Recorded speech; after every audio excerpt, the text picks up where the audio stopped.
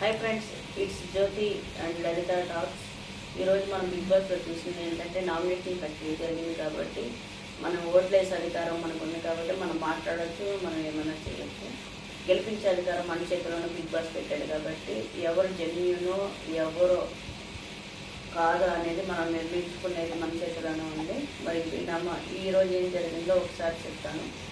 విష్ణుప్రియ అయితే నాకు ఎక్కడ కనిపించలేదు. ఈరోజు నేను బయట తను అల్లరి చేసింది కదా, చాలా ఫుల్ జోష్తో ఉండిద్ది అనుకున్నాను. తను ఎక్కడ కూడా మాట్లాడలేదు.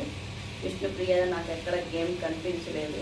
ఇంకోటి సోనియా, నేనే కనిపించాలి స్క్రీన్లో అన్నట్టుగా తను ఎక్కువగా మాట్లాడుతుంది. ఎక్కువ మోనిటర్లో నేనే ఎక్కువ కనిపించాలి, ప్రజలు నన్నే చూడాలి అన్నట్టుగా కెమెరాస్ ముందు ఎక్కువగా మాట్లాడుతుంది తను.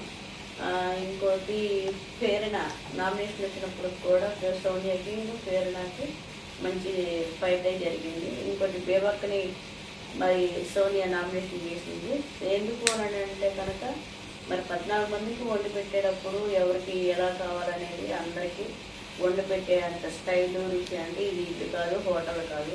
మరి వండి పెట్టడానికి అది బిగ్ బాస్ హౌస్ కాబట్టి ఆమె వచ్చినట్టుగా మరి 14 మందికి వండింది.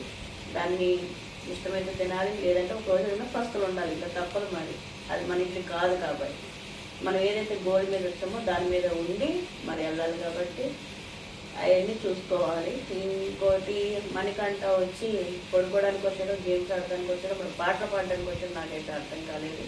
ఆయన చెప్పింది కూడా నాకేం అర్థం కావట్లేదు. కొంచెం ఆయన మంచిగా ఆడితే బాగుంటుంది. ఒకవేళ ఏమన్నా ఉంటే కామెంట్స్లో పెట్టండి.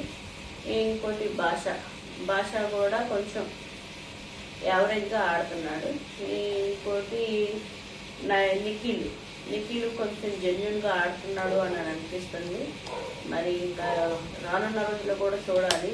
నిఖిల్ గురించి మరి ఆలోచించాలి. మైండ్ గేమ్ ఆడుతున్నాడా, తను జెన్యున్గా ఉన్నాడా అనేది కూడా ఆలోచించాల్సిన విషయం. ఫెరీనా కూడా మంచిగా ఆడుతుంది. నాకు ఈసారి 14 మంది వాళ్ళు వేరే వాళ్ళు అయినప్పటికి కూడా మంచిగానే ఆడుతున్నారు. కాబట్టి ఓటు వేసేటప్పుడు మీకు నచ్చిన వాళ్ళకి మీరు ఓటు వేసి వాటిని జెన్యున్గా గెలిపించండి. సేవ్ చేయండి, లైక్ చేయండి, షేర్ చేయండి, సబ్స్క్రైబ్ చేయండి.